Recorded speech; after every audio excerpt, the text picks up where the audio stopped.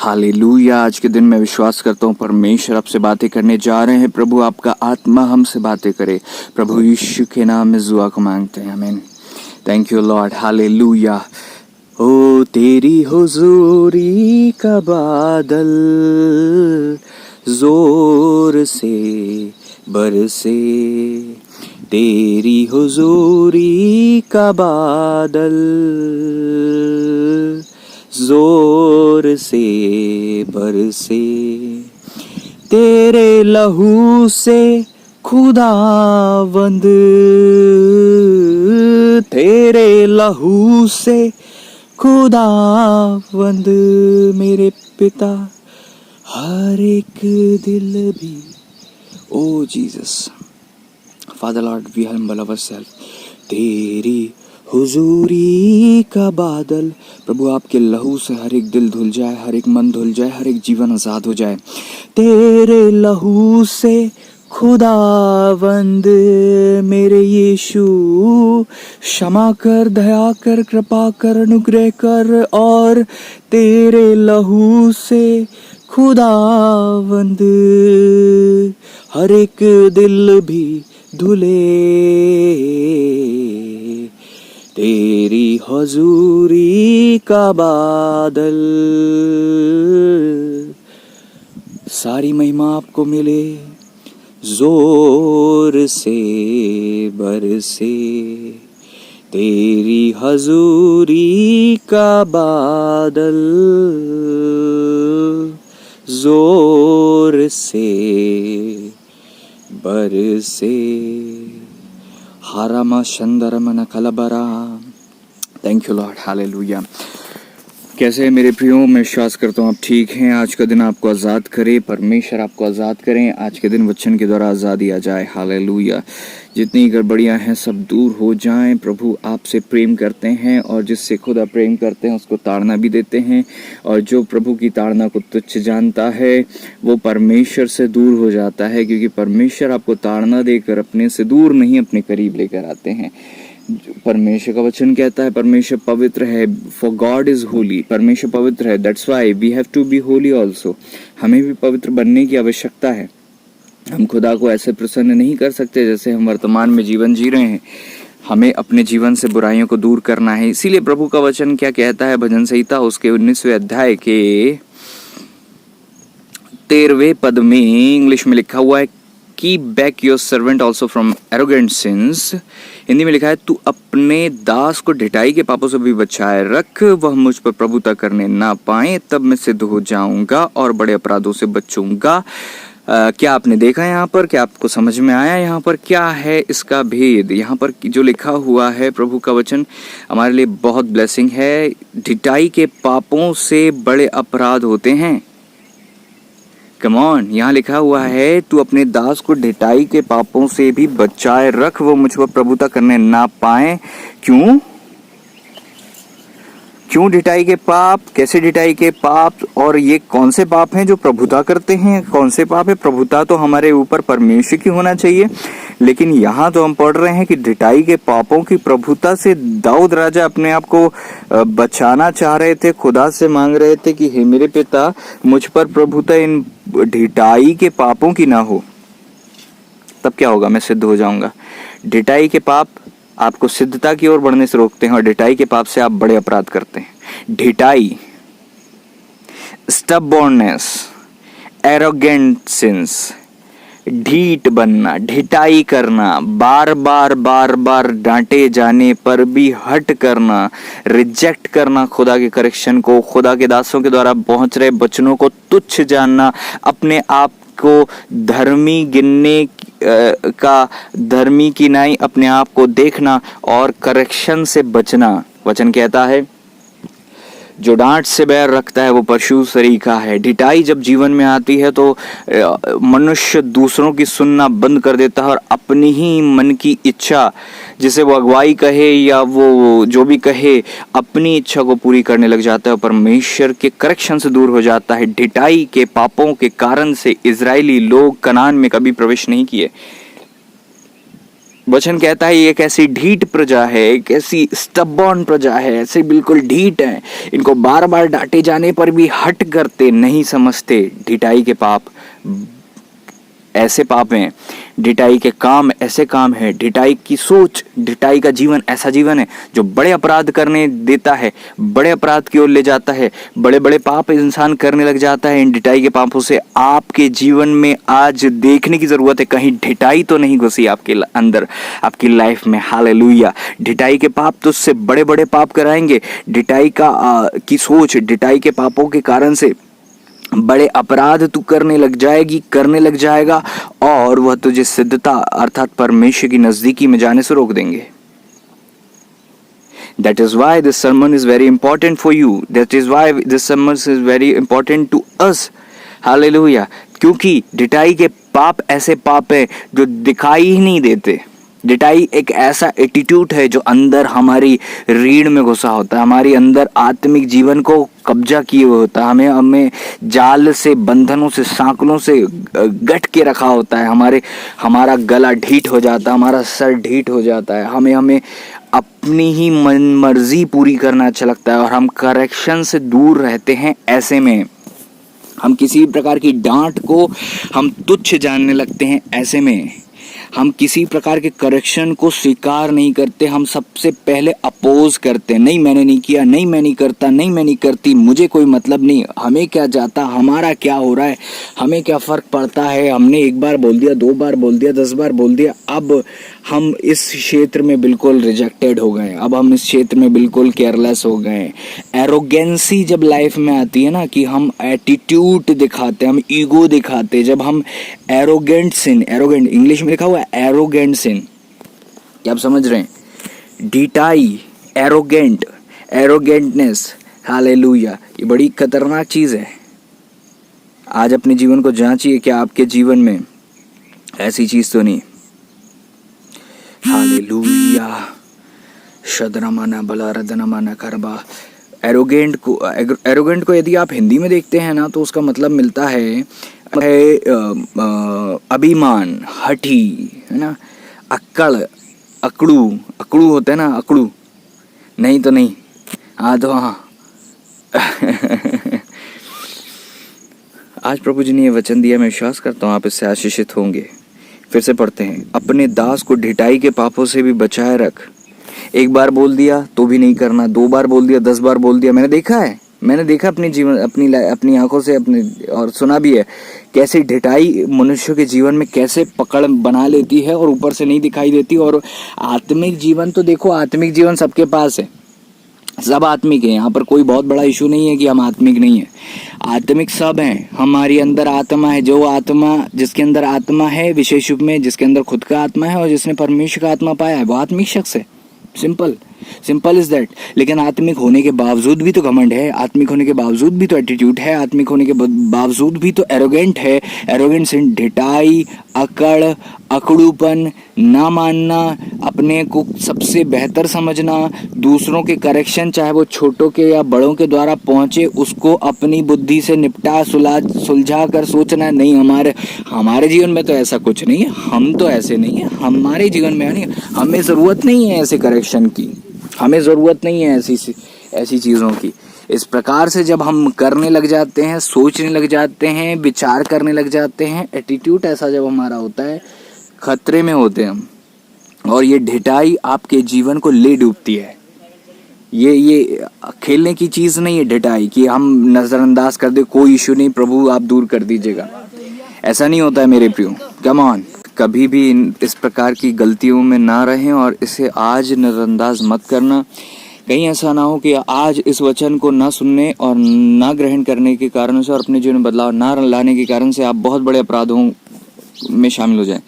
बड़े अपराध होते हैं, याद रखिए, सिद्धता की ओर बढ़ने से हम रुक जाते हैं और बड़े अपराध हम करते हैं।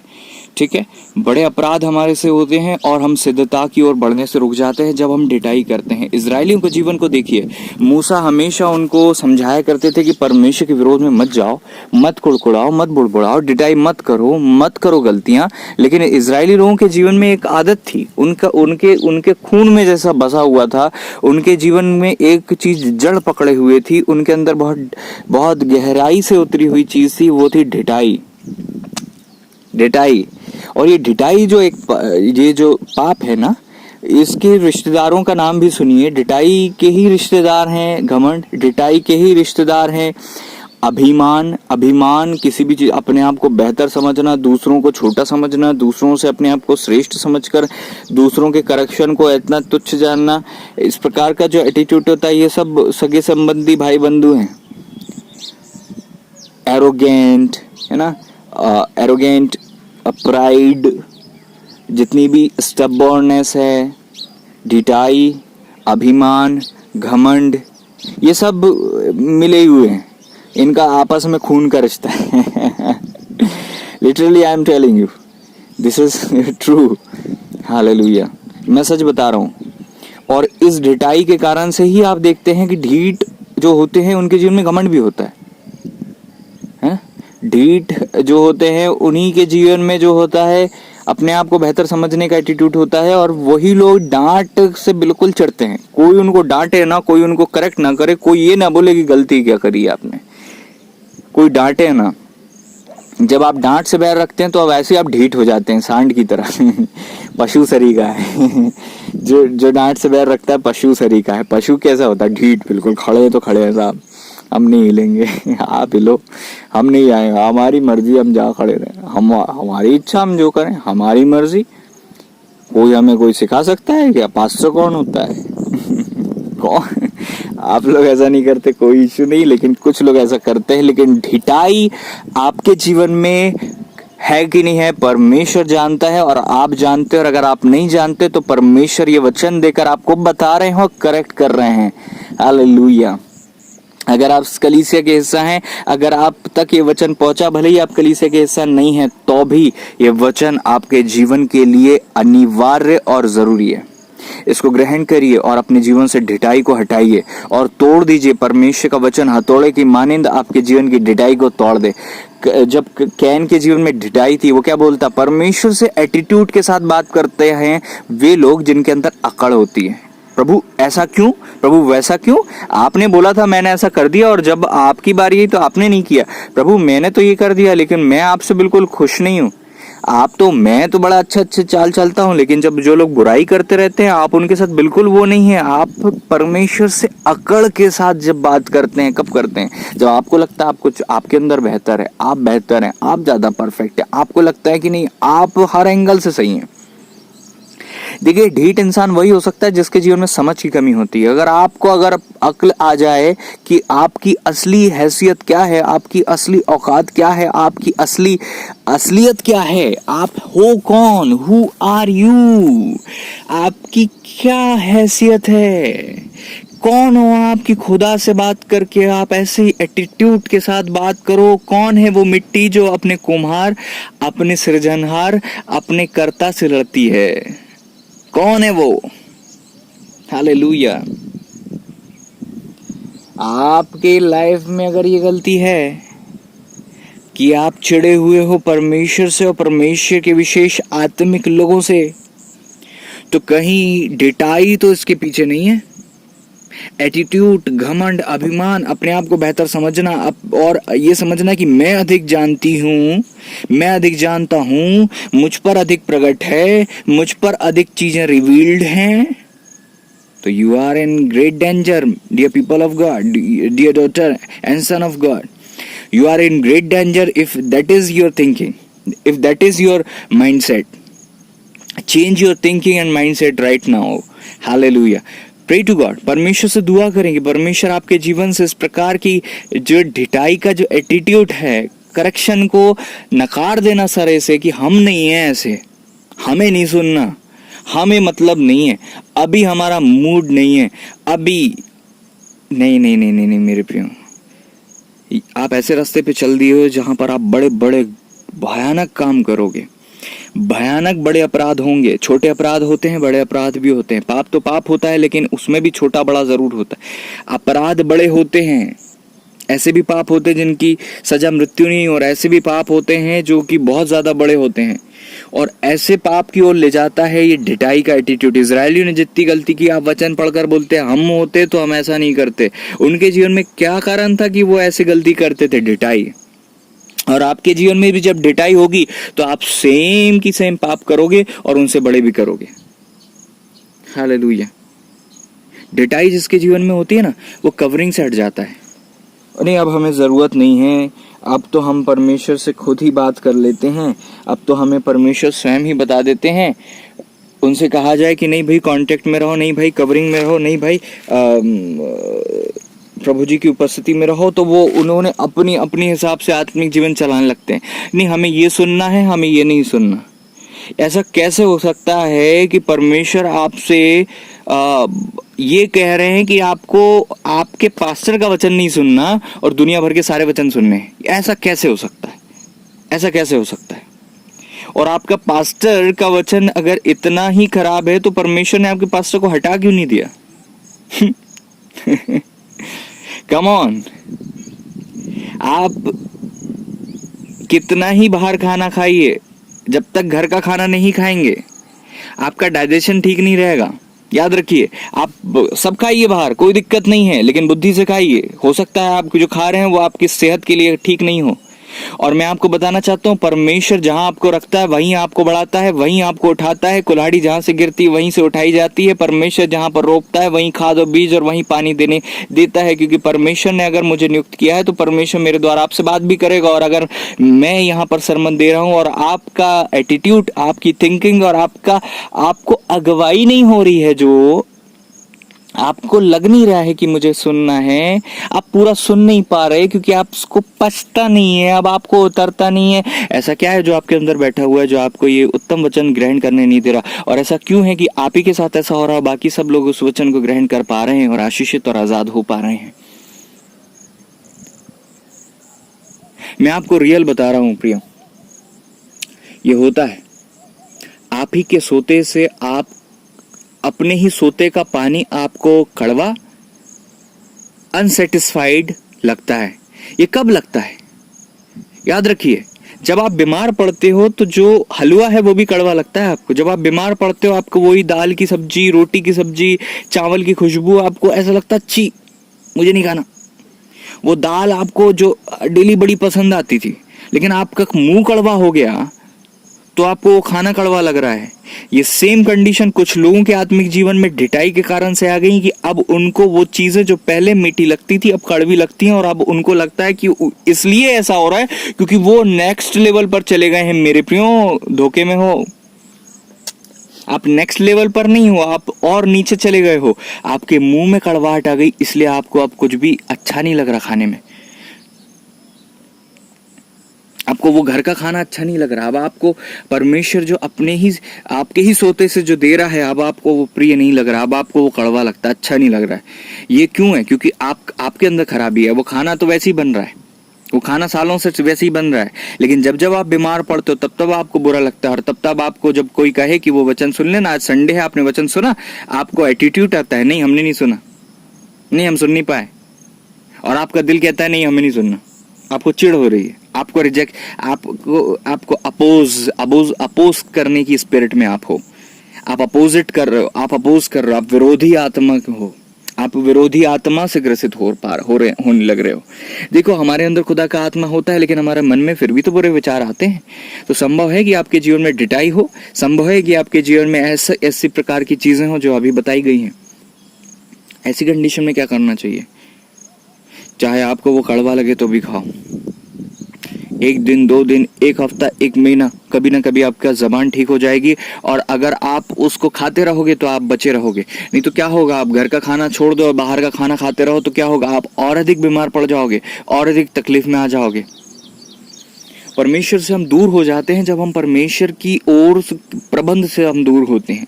वचन कहता है अगर तुम ऊंचे उठना चाहते हो, कुछ लोग सोचते हैं हमको ऊंचे उठना है तो हमको इन पुराने लोगों से दूर होना पड़ेगा। ये धोखे की चीज है। ऐसा नहीं है मेरे प्रियो, ऐसा नहीं है। ऊंचे उठने का फॉर्मूला परमेश्वर ने वचन में याकूब को दिया कि परमेश्वर के बलवंत हाथ के नीचे दीनता से बने रहो, उचित समय पर परमेश्वर खुद बढ़ा देगा। तो आपको दीनता किसके साथ रखनी है? परमेश्वर का बलवंत हाथ, अर्थात वो प्रबंध क्या है?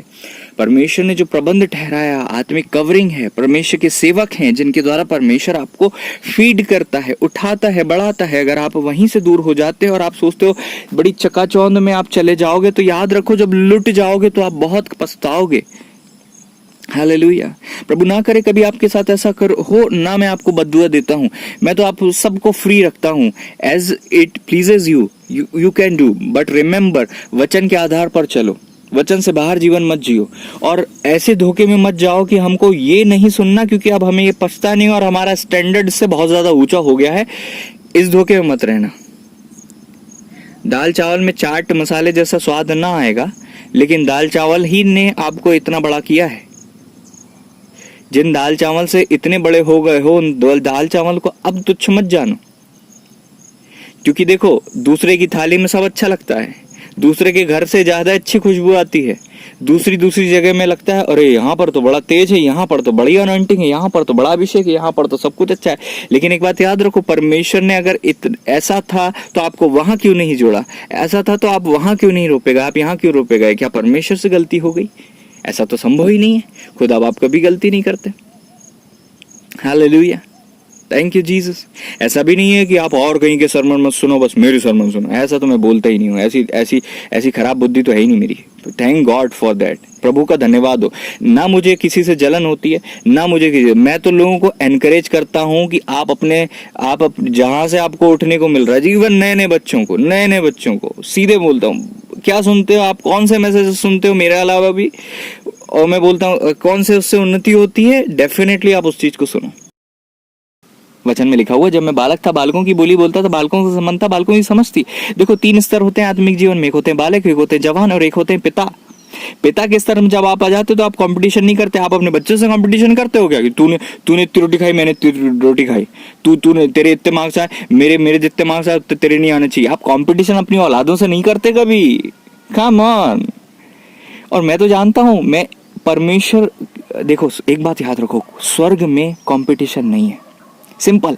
मैं एक बात आपको बताना चाहता हूँ, आज अपनी बुद्धि में ऐसा बसा लो इसको, कभी कचरा घुसेगा ही नहीं, कभी घमंड आएगा ही नहीं, कंपैरिजन की आत्मा आसपास भी नहीं भटकेगी। मेरे आत्मिक बच्चों को जो अगुवाई मिलती है ना, मुझे नहीं मिलती। मैं तो आपको रियल में बता रहा हूँ। और उनको क्यों मिलती है? क्योंकि मैं उनके लिए दुआ करता हूँ कि प्रभु उनको मिले। सच्ची कह रहा हूँ, सच्ची कह रहा हूँ। हमको लगता है परमेश्वर ने आज हमें इतनी सामर्थ दे दी, इतना अभिषेक उतर गया, इतनी अगुवाई मिल गई, ये हम परमेश्वर, ये ऐसे ही हो गया। कोई था जो आपके लिए, सबसे पहले तो परमेश्वर है, जो परमेश्वर की इच्छा से हुआ, और परमेश्वर ने किसी के हृदय में डाला कि परमेश्वर आपसे बात कर सके, इसलिए वो दुआ करे। एक बात याद रखो, आप उन्नति करोगे तो अपनी आत्मिक अगुओं के द्वारा ही होगी, क्योंकि परमेश्वर उनसे बोलेगा इनके ऊपर हाथ रख और इनको उठा। Thank you Jesus. धारणाएं, विचार, सोच, हमारी दृष्टि, हमारी सोच, हम उतना ही सोचते हैं जितना हमने दुनिया देखी है। सावन का अंधा सब जगह सावन देखता है। बस हमें जिसने जैसा भर दिया उसने वैसा, बस हम किसी से करेक्शन नहीं लेते। इतनी छोटी छोटी चीजों में गिर रहा है आत्मिक जीवन में। बता रहा हूँ, बड़े बड़े खंबे जो हैं गिरे पड़े हैं। क्यों? छोटी छोटी चीज में चूक करी है उनने। आज इसलिए ये छोटी छोटी चीजों के सरमन हो रहे हैं। बड़ी बड़ी चीजें नहीं है कि आसमान में आप जाओ तो ऊपर आप अपने पहाड़ पर कैसे ठहरे रहो और ऊंचाई पर पहुंचकर कैसे वहां बनाया रहा जा सके, अभिषेक में कैसे बढ़ना है। अरे मेरे प्रियो, नीचे पहले घास फूस तो साफ कर लो, तब ऊपर आसमान की बातें हम करेंगे। घर को पहले बाहर तैयार करते हैं, उसके बाद घर बनाया जाता है। हमारा नीचे ही सीधे चीजें ठीक नहीं है, ऊपर उड़कर ऊपर ठहरने की हम क्या बात करें। Hallelujah, thank you Lord. हमारा घर का ही प्रबंध नहीं हो रहा, हम सेवा क्या करेंगे आगे? हम हमारी बेस ठीक नहीं है। अगर हमारी नींव ठीक नहीं है तो हम तो वैसे ही गिरे हुए हैं। तो इससे पहले कि हम वापस ऊंचे उठें, परमेश्वर हमारी नींव ठीक करना चाहते हैं। जड़ में जो फंगस और फफूंद लगी है उसको, कीड़ों को हटाना चाहते हैं। Come on dear people of God. बड़े बड़े खंबे गिर जाते हैं छोटी छोटी चीजों के कारण से। हमको नहीं आता समझ में कि ये ढिढाई थी जिस कारण से हम गिर गए। कब शैतान हमारे जीवन में की इन छोटी कमजोरियों का इस्तेमाल करके हमारे जीवन को गिरा देता है, हमें समझ में नहीं आती। Hallelujah, thank you Lord. और क्या होता है ऐसे विचारों के कारण से प्रियो, आप ना बोलते बोलते भी मुंह से कुछ निकल जाता है, पास्टर के लिए, आत्मिक कवरिंग के लिए, किसी के आत्मिक जीवन के लिए, किसी भाई बहन के लिए। जब मुंह से निकल जाता है ना, तो हम क्या करते हैं, जजमेंटल हो जाते हैं, मतलब हम न्यायी ठहरते हैं। हमने किसी पर दोष लगा दिया, मतलब हम जानते थे कि उनके जीवन में क्या बुराई है, हम जानते थे कि उनके जीवन में क्या बुराई है, और हमने टिप्पणी दे दी, मतलब हमने दोष लगा दिया, मतलब हमने न्याय कर दिया। अब हमने ये जो काम किया है, इस कारण से क्या होता है, परमेश्वर को अप्रिय हो जाते हैं हम। परमेश्वर की दृष्टि में जो होते हैं, हम परमेश्वर की उपस्थिति से थोड़ा सा दूर होने लग जाते हैं। चलिए एक अच्छी बात मैं आपको बताता हूँ। शिमशोन के जीवन में क्या बुराई थी? पाप था, व्यभिचार था, बुराई थी, ठीक है। शिमशोन बार बार पाप करते रहते थे, बार बार पाप करते रहते थे, धीरे धीरे करके वो नीचे जाते गए, लेकिन उनको पता नहीं चला। सेम यही होता है बड़े बड़े आत्मिक लोगों के साथ, लीडर्स के साथ, खंभों के साथ, या विश्वासी भाई बहन बच्चों के साथ, या नए बच्चों के साथ। जब वो कमजोर होने लग जाते हैं तो पता नहीं चलता कि हम कमजोर हो रहे हैं, ठीक है। और जब हम कमजोर होते हैं, याद रखो, जब हम बलवंत होते हैं तो शैतान अटैक करता है, जब हम कमजोर होते हैं तो वो अटैक करना बंद कर देता है। मैं आपको बता रहा हूँ उसकी स्ट्रेटेजी यही होती है, क्योंकि अगर वो हम पर अटैक कर दे, हमारी कमजोर होते होते अगर अटैक कर देगा ना, तो हमको पता चल जाएगा कि हम कमजोर हो रहे हैं और हम समझ जाएंगे। लेकिन जब हम स्ट्रांग हो रहे होते हैं तब वो अटैक करता है, और जब हम कमजोर हो रहे होते हैं वो हम पर अटैक करना बंद कर देता है। ओके, जब वो हम पर अटैक करना बंद कर देता है तो हमें लगता है कि हम अभी भी कमजोर नहीं, हम स्ट्रांग ही हैं, ठीक है। अब वो हमें देखता रहता है कि ये कमजोर होते होते होते होते होते होते उस स्तर की कमजोरी तक पहुंच जाए जब ये मेरा सामना ही ना कर सके, तब मैं अटैक करूंगा। और शिमशोन के साथ यही हुआ था। कमजोर होते होते होते होते होते होते तक क्या हुआ, जीते गए, लेकिन एक टाइम ऐसा आया जब शैतान ने उसको ऐसा दबोचा कि उनका अभिषेक जा चुका था और वो सामना नहीं कर सके, और फिर उनकी आंख फोड़ दी गई, उनको बंदी गृह में डाला गया और उनके तमाशे हो गए। यही होता है मेरे प्रियो, जब आप दोषारोपण करते हो। आप मिकाएल दूत को देखो, जब वो शैतान से विवाद कर रहे होते हैं, शैतान से मूसा के लोथ के विषय में जब बातें हो रही होती हैं, तब शैतान उनसे कुछ बोल रहा होगा। परमेश्वर के दूत ने क्या बोला, परमेश्वर तुझे डांटे, अर्थात परमेश्वर के दूत ने कुछ नहीं बोला कि तू ऐसा तू वैसा, जबकि दूत तो आत्मिक थे, परमेश्वर से उनका रिश्ता बढ़िया था, परमेश्वर के पक्ष के थे। शैतान तो गिरा दिया जा चुका था, वो चाहते तो कुछ भी बोल देते। प्रधान दूत है, करोड़ों असंख्य दूत उनके अंडर में है, एक बड़े अधिकार है उनके पास। स्वर्ग में दूतों के क्षेत्र में एक अधिकारी है, वो दूतों के क्षेत्र में एक प्रधान है। वो दूत उनकी आज्ञा मानते हैं, परमेश्वर जो बोलते हैं सीधे मिकाएल दूत से बोलते हैं, और मिकाएल दूत जो होते हैं आगे जो है परमेश्वर की बातों को दूसरे दूतों तक पहुंचाते हैं, कमांड करते हैं। मतलब इस प्रकार से होता है। और भी मैं नहीं जानता, गॉड नोज, परमेश्वर जानते हैं। May be if I am wrong, परमेश्वर मुझे करेक्ट करे। लेकिन हम जानते हैं किसी को अधिकारी नियुक्त किया जाता है, प्रधान नियुक्त किया जाता है, तो वो उसके ऊपर अधिकार होता है अपने नीचे लोगों के ऊपर, और वो उनको निर्देश देता है। तो अपनी बुद्धि से अगर हम सोचें तो ऐसा ही वहां भी होता है। तो इतने ऐसे बड़े दूत ने भी दोषारोपण नहीं किया, तो हम लोग ऐसी गलती क्यों करते हैं? ये पॉइंट है, हम लोग क्यों ऐसी गलती करते हैं? जब हमको लगता है कोई हमसे बड़ा या छोटा जैसा भी हो, अगर उसके जीवन में कुछ भी है, तो हम दोषारोपण करना, उसने ऐसा किया, उसने ऐसा किया, प्रार्थना निवेदन देने के चक्कर में जितने नाटक हम लोग कर लेते हैं ना, ये बड़ी दिक्कत है मेरे प्रियो, गलती है, ऐसा नहीं होना चाहिए। मैं तो बस हम तो, और फिर क्या बोलते, परमेश्वर क्षमा करे। परमेश्वर पहले तो दोष लगा दिया, पहले तो बोल दिया, 10 प्रकार की अपनी भड़ास निकाल दियो, फिर प्रभु से बोला, प्रभु जितनी भी भूल चूक हुई क्षमा कर देना। ये तो वो गलती हुई कि अपने खेत में जाकर आपने जंगली पौधे बो दिए, जंगली बीज बो दिए, और ऊपर से खड़े होकर फिर बोल दिया, पानी डालकर ऊपर से हाथ फहरा कर दुआ कर दी कि जितने भी गंदे बीज हैं वो कभी ना उगे। अरे जो बोओगे वो तो उगेगा ना, पाप करोगे तो उसका फल तो आपको मिलेगा ना। पाप क्षमा होने का मतलब ये थोड़ी ना हो जाता है कि उसका असर खत्म हो गया। पाप क्षमा होना, क्षमा मिलना मतलब परमेश्वर से रिश्ता बेहतर होना। किसी भी पाप की क्षमा का मतलब होता है परमेश्वर से रिश्ता आपका बेहतर हो जाना। लेकिन जो आपने कचरा मचाया उसको तो आपको भोगना पड़ता है कि नहीं। जितनी आपने गलती की उसका तो आपको वो करना पड़ता है कि नहीं। दाऊद के साथ हुआ, बाकी लोगों के साथ हुआ। अब पता चला आपने गलती कर ली और फिर आप सोचो कि नहीं आपने जहर पी लिया और अब आपको कुछ भी असर ना हो, तो ऐसा नहीं होता। हो सकता है प्राण ना जाए, हो सकता है जान ना जाए, लेकिन आपको उल्टियां होंगी, हॉस्पिटल में एडमिट होना पड़ेगा, सुइयां लगेंगी, पेट जल जाएगा, ऑपरेशन होगा, ये सब तो होगा। हाँ, ये असर तो होगा ना। तो ये असर ही कितना भयानक होता है जब आप पाप करते हैं, दोषारोपण लगाते हैं। जैसा बोगे वैसे ही तो काटोगे। ढिठाई के कारण से ये सब होता है। ढिठाई के कारण से ये सब होता है। जब अपने आप को अभिमान में ले आते हैं, अभिमान के पाप होते हैं ये सब। ढिठाई के, अभिमान के जो पाप हैं, मरियम और हारून से यही तो गलती हुई। उनको लग रहा था कि वो आत्मिक है और वो दूर से देखकर, मूसा जीव के जीवन को देखकर क्या बोलते हैं, इनने कूशी स्त्री से विवाह कर लिया। ये बात बड़ी गलत हुई और परमेश्वर के विरोध में उनने गलती करी। मूसा जी को शायद बुरा ना लगा हो, लेकिन प्रभु जी को बहुत बुरा लगा। जब भी आप अपने आत्मिक गुरुओं के विषय में, अपने आत्मिक भाई बहनों के विषय में बात करते हैं, क्या खुद अब आपको अच्छा लगता होगा? सोच कर देखिए। और आत्मिक होने के बाद भी मरियम को क्या हुआ? कोढ़ हो गया। जब भी आप अपने मन के विचार ही गलत ले आते हो और अपने क्या होता है ना, देखिए मैं आपको बता रहा हूँ, जब आप परमेश्वर से भटकते हैं, आप अपनी आत्मिक कवरिंग से बाहर जाते हैं, आप अपने आप को आत्मिक समझने लग जाते हो। जैसे ही आपके साथ ऐसा होता है तो एक आत्मा आपके अंदर काम कर रही होती है और उस आत्मा का नाम है अबशालोम की आत्मा। अबशालोम कौन था? अपने पिता का ही विरोधी बन गया था। क्या कर रहा था वो? अपने पिता की प्रजा के बाकी लोग को बहलाता था, फुसलाता था और अपनी साइड कर लिया। अपने पिता के लोगों को, जो उसके पिता के अधीन होने चाहिए थे, उन लोगों को अपने ज्ञान दे देकर, अपनी बातें, अपनी चीजें बता बता कर क्या कर लिया? अलग कर लिया। और फिर क्या किया? अपने आप को लीडर बना लिया और अपने पिता की पोजीशन पर जाने की कोशिश की। ये कौन सी आत्मा है?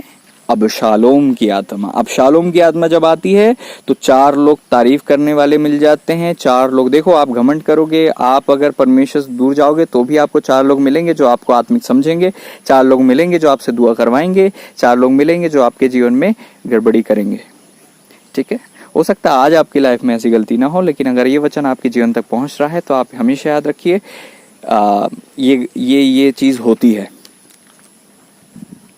और इससे कोई भी लीडर बचता नहीं है। इससे सबके जीवन में होना है। अगर आपके जीवन में सेवा की बुलाहट है तो आपके जीवन में ये तो होना ही है, ऐसी परिस्थिति आना ही है। इसलिए आज जो वचन मिल रहा है उसे सहन भी करो, ग्रहण भी करो और उससे समझ लो कि आपको ऐसी गलती नहीं दोहराना, नहीं करनी। अबशालोम की आत्मा एक ना कोई भी, जितने भी अधीनता में लीडर्स हैं, याद रखो अबशालोम की आत्मा आपको नहीं छोड़ेगी। एक ना एक दिन आपके जीवन में आती है। मेरे साथ भी आई, एक नहीं 1000 बार आई, इवन अभी भी आती रहती है वो। ठीक है, लेकिन उसको हैंडल करना परमेश्वर की अगुवाई में, वचन के आधार पर जरूरी है। जब मैं अपने आत्मिक गुरु के, आत्मिक पिता के अधीन में था, विशेष रूप में जब मैं उनके अधीनता में सेवा करता था, लोग मेरी ज़्यादा तारीफ करते थे, मुझसे ज़्यादा दुआ कराते थे। तो अबशालोम की आत्मा मुझे भी विजिट करती रही है समय समय पर। बड़ी खतरनाक होती है अबशालोम की आत्मा, पता नहीं चलता। थोड़ा भी लालच हो ना तो बहक जाए आदमी। इसीलिए तो ज़रूरी है कि जब हम परमेश्वर के पीछे चल दिए हैं तो कमज़ोरियों को फेंक के चलो, तारीफों को तुच्छ जानो। तारीफों से कुछ नहीं होता। हमेशा याद रखो कि आप कुछ नहीं हो। Hallelujah, thank you Jesus.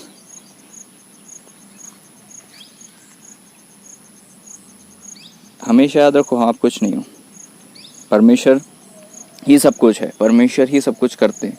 परमेश्वर ही आपके जीवन को करेक्ट करेंगे। परमेश्वर ही आपको उचित समय पर उठाएंगे, बढ़ाएंगे। लेकिन याद रखो, आप किसी से कंपटीशन करते हुए, जलन करते हुए, अपना अलग ही अपनी लोग अपने ही खड़े करते हुए, 4 लोग जो आपको पसंद करते हैं उनको इकट्ठा करते हुए अगर आप जो है फंस रहे हो तो आज निकल जाओ, परमेश्वर आपको आज़ाद करे। हालेलुया। और अगर ऐसी गलती नहीं है, कोई बात नहीं, प्रभु ना करे भविष्य में हो, लेकिन आज का ये वचन आप ग्रहण करो ताकि आप भविष्य में ऐसी गलती ना करो। जब अबशालोम की आत्मा आपसे विजिट करे ना, भैया उनकी प्रार्थना से तो नहीं हुआ, आपकी प्रार्थना से हो गया। इसका मतलब लोग सिंहासन तैयार कर रहे हैं कि आपको बिठाएं, और जो सिंहासन परमेश्वर की ओर से नहीं, वो शैतान की ओर से होता है, मनुष्यों की ओर से होता है। ऐसे ऐसे सिंहासन पर मत बैठना। क्या आप समझ रहे हो? इससे पहले परमेश्वर की ओर से सिंहासन आए, दूसरे सिंहासन खड़े हो जाते हैं, याद रखिएगा। रियल सिंहासन आने के पहले, रियल पोजीशन और स्थिति आने के पहले बहुत कुछ होता है प्रियो। Come on, correct yourself. ढिठाई से, एरोगेंट से और किसी भी प्रकार की ऐसी आत्माओं से आप बचो, निकलो, बचाओ। छोटा समझो, अपने आप को छोटा समझो। हालेलुया। स्वर्ग के राज में बड़ा वही है जो छोटा है, जो अपने आप को कुछ नहीं समझता। जो हमें लगता है ना कि यहाँ पर पृथ्वी पर तो बड़ी बड़ी पोजीशन है, ऊपर जाएंगे सब उल्टा हो जाएगा। जो अपने आप को छोटा समझते थे, जो अपने आप को कुछ नहीं समझते थे, जिनका कोई नाम नहीं था, जिनका कोई फेम नहीं था, वहाँ पर वो लोग बड़े बड़े अधिकारी की तरह देखे जाएंगे। ठीक है, ऊपर कहानी बिल्कुल अलग है। प्रभु जी के सम्मुख सारी चीज़ें बिल्कुल डिफरेंट हैं। तो हमें भी प्रभु जी के राज्य के जब बच्चे हैं, हमें अपने पिता की तरह, अपने प्रभु जी की तरह बनना है। वचन में लिखा हुआ है, उसने अपने चेलों के पैर धोए, तो हमें भी ऐसा करना है। प्रभु ने मुझे तो ऐसा अनुग्रह दिया, और प्रभु आगे भी मुझे ऐसा अनुग्रह दे कि मैं ऐसा कर सकूं। हालेलुया। प्रभु ने अपने छोटों के पैर धोए, और प्रभु ने पतरस से कहा तुझे भी ऐसा करना है। तो यद्यपि पतरस भी जब लीडर बने, उनने भी ऐसा किया होगा। Hallelujah, thank you Jesus. हमें भी अपने आप को छोटा, हम्बल बनाना है। और हम्बल बस मुंह से, मन से नहीं कि बिल्कुल, है ना, झाऊ की तरह झुका लो अपने आप को बिल्कुल, और जी जी जी जी जी जी बोलो, और बिल्कुल झुक जाओ, पैर पड़ लो, है ना, पैर में बैठ जाओ। ये हम्बलनेस नहीं होती। देखो, हम्बलनेस कोई काम नहीं है। ये हम्बलनेस एक एटीट्यूड है, हम्बलनेस एक रवैया है, हम्बलनेस दिल है, नम्रता एक हृदय है, नम्रता एक सोच है, नम्रता एक चरित्र है। नम्रता चरित्र में होनी चाहिए, विचार में होनी चाहिए, हृदय में होनी चाहिए। ऊपर से झुके झुके दिखने से नहीं होती नम्रता। नम्रता तो आपके अंदर होती है, और वही परमेश्वर उसे देखते हैं, और परमेश्वर अंदर वाली नम्रता चाहते हैं। ठीक है, प्रभु जी चाहते हैं हम दिल से दीन हों, दिल से नम्र हों, दिल से अपने आप को मीक समझें, मीक हार्टेड, नम्र हृदय वाला, नम्र दिल। ये सब दीनता होती है। ऊपर से कि आइए आइए, अब बिल्कुल आदर कर रहे हैं, बिल्कुल झुक गए, बिल्कुल, कम ऑन। वो चीज़ें अच्छी हैं, कोई इशू नहीं है, लेकिन दिल में अगर वो चीज़ नहीं हो और ऊपर ऊपर दिखे तो फिर तो उसका फ़ायदा ही नहीं है, फिर तो फ़ायदा ही नहीं है। एक प्रभु के सेवक ने बड़ा अच्छा संदेश दिया था कि नम्रता में घमंड, दीनता में घमंड होता है। दीनता में घमंड छुपा होता है। याद रखो, हमारे अंदर जो दीनता है ना, जो हमको लगता है हम बड़े दीन नम्र हैं, उसमें ही घमंड छुपा है, उसी में एटीट्यूड छुपा है, उसी में घमंड छुपा है। हमारी दीनता में घमंड होता है, कई बार ऐसा होता है, दीनता में घमंड होता है, याद रखो। दीनता में घमंड नहीं होना चाहिए, दीनता में एटीट्यूड नहीं होना चाहिए। खैर, मैं विश्वास करता हूँ प्रभु ने इस वचन के द्वारा आपसे बातें किए होंगे। एक बार फिर पढ़ते हैं भजन संहिता, उसका 19वां अध्याय का 13वां पद कहता है, तू अपने दास को ढिठाई के पापों से भी बचा रहा, कि मुझ पर प्रभुता करने ना पाए, तब मैं सिद्ध हो जाऊंगा, बड़े बड़े अपराधों से बचूंगा। इससे पहले कि आप सिद्धता की ओर बढ़ो, आपको ढिठाई के पापों को अलग करना पड़ेगा, नहीं तो वो आपको पीछे से खींचेंगे। यहाँ परमेश्वर आपको अपनी उपस्थिति में खींच रहे हैं, वहाँ से वो ढिठाई के पाप आपको पीछे खींच रहे हैं। आप कहाँ पहुँचोगे? कहीं नहीं। सिद्धता की ओर आप बढ़ नहीं पाओगे, बड़े बड़े अपराध में फंस जाओगे। छोटी छोटी चीज़ें लगता है कि छोटी हैं, लेकिन बहुत बड़ी होती हैं। जैसे कानापूसी करना, हाँ में हाँ मिला देना, बोलना हाँ भाई सही है, हमने भी ऐसे ही सोचा, हमने भी ऐसे ही देखा। 4 लोग का सब किसी का दोषारोपण हो रहा है, किसी की बुराई हो रही है, चाहे वो लीडर की, उसमें हाँ में हाँ मिला देना।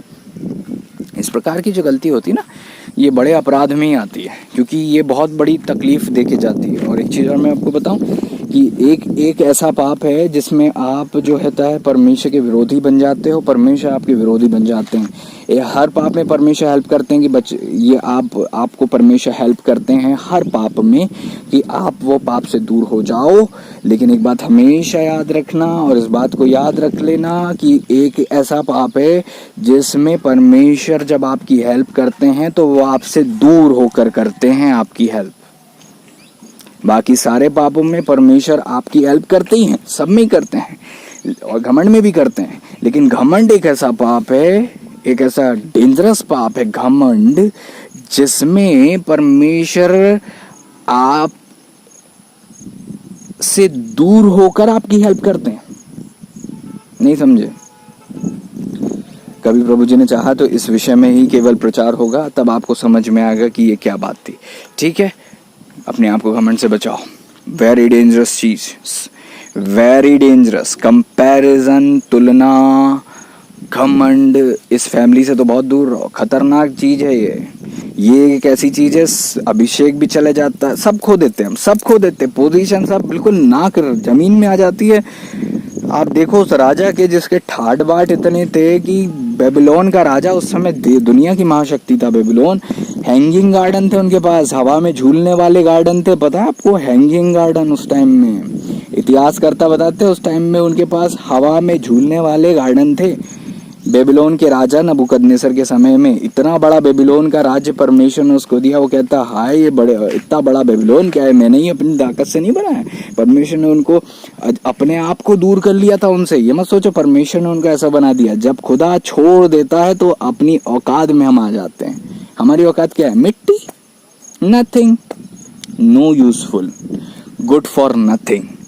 जब परमेश्वर छोड़ देते हैं, नबूकदनेस्सर के साथ क्या हुआ? परमेश्वर ने उसको छोड़ दिया। जैसे ही परमेश्वर ने छोड़ा तो क्या हुआ? वो गिर गया। कभी प्रभु जी ने चाहा तो इस विषय में प्रचार होगा, और दुआ करिए इस विषय में प्रचार हो सके, क्योंकि इसमें बहुत सारी डिटेल हैं, बहुत सारी चीज़ें हैं जो प्रभु जी चाहें तो हमसे बातें करेंगे। परमेश्वर आपकी हेल्प करते हैं घमंड में आपसे दूर होकर। God bless you. प्रभु आप सबको आशीष दें। प्रभु जी हम आपके चरणों में आते हैं, मैं धन्यवाद देते हुए दुआ करता हूँ प्रभु इन बच्चों के जीवन में आपकी आशीष आए, हम सबके जीवन में पवित्र प्रेम, मेल मिलाप, एकता, पवित्रता बनी रहे, हर एक गड़बड़ी का आत्मा नष्ट होने पाए। प्रभु आपकी आत्मा का नियंत्रण हमारे जीवन में पाया जाए। हर एक प्रकार की घमंड, ढिठाई, अकड़, एटीट्यूड, तुलना करना अपने से बड़ों से, अपने से छोटों से, ये सब हमारे जीवन से जलन दूर हो जाए। दूसरों के प्रति जो व्यर्थ विचार जो शत्रु ने बोए सब निकल के जल जाए। राजा जी आज हथौड़े के द्वारा सारे वचन के हथौड़े के द्वारा सारे बंधन टूट जाए, जल जाए, खत्म हो जाए। प्रभु आपके नाम की महिमा के लिए हम मांगते हैं, दया कीजिएगा। राजा जी, स्वामी जी आपने ऐसा कर दिया। प्रभु पवित्र आत्मा परमेश्वर जी मैं धन्यवाद देता हूँ। परमेश्वर पिता जी आपने मुझे इस्तेमाल किए लॉर्ड, आगे भी आप अपनी महिमा के लिए मुझे इस्तेमाल कीजिएगा, जैसा आप चाहते हैं वैसा ही हो।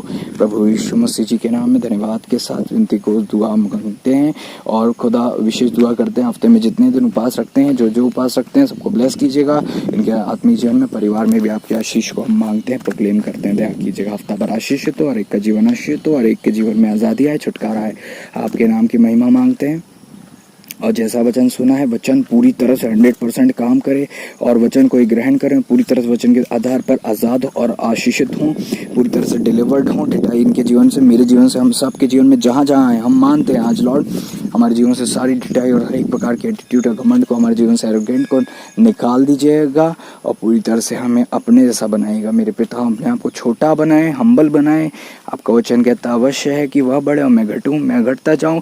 और जितने बच्चों को नए नए दर्शन मिल रहे हैं, अगुवाई मिल रही है, मेरे पिता जैसे इनके आगे चलने वाले बड़े लोगों ने गलती की, हमने गलती की, मैंने गलती की, ये बच्चे कभी ऐसी गलती ना करें। और अगर ये निश्चिंत हैं तो ये जाग जाएं, क्योंकि खुदा उन पिता परमेश्वर प्रभु, ओ खुदा उन प्रभु जी, जब बड़ों से ही गलती हो गई तो छोटों से क्यों, कैसे छोटे बचेंगे मेरे प्रियो।